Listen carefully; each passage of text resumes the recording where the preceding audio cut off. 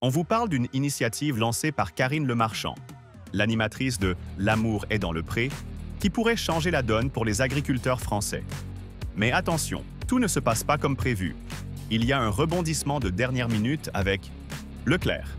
Le 26 février 2025, Karine Lemarchand a réuni les leaders de la grande distribution au Salon de l'Agriculture pour un grand projet de solidarité envers les agriculteurs français. L'objectif ? Mettre en place des actions concrètes pour aider les producteurs locaux à écouler leur production et à obtenir une rémunération juste. 5 grandes enseignes ont répondu présentes. Carrefour, Auchan, Casino, Intermarché et Coopérative U.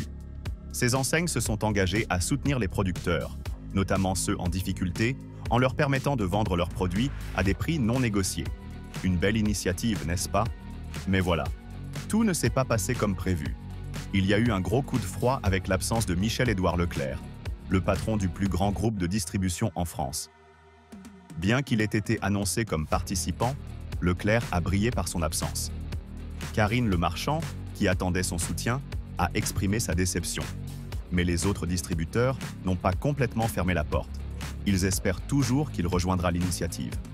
Michel-Édouard Leclerc a réagi plus tard en saluant l'initiative, mais en précisant qu'il préférait ne pas rejoindre le mouvement, puisque son groupe avait déjà des dispositifs similaires en place.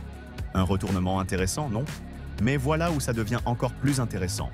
Il semble que Michel-Édouard Leclerc tape à la porte depuis une semaine pour rejoindre cette initiative. Autrement dit, même s'il a pris ses distances pour l'instant, il pourrait très bien revenir à la table des négociations. Peut-être un signe de changement dans la manière dont la grande distribution traite les producteurs locaux. Ce n'est donc pas fini.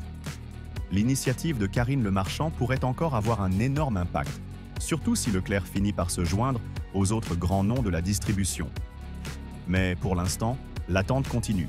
Et vous, qu'en pensez-vous? Faut-il que Leclerc rejoigne l'initiative ou doit-il se contenter de ses propres dispositifs? Dites-nous ce que vous en pensez en commentaire. Si cette histoire vous a intéressé, n'oubliez pas de liker la vidéo et de vous abonner pour ne rien manquer de nos prochaines analyses.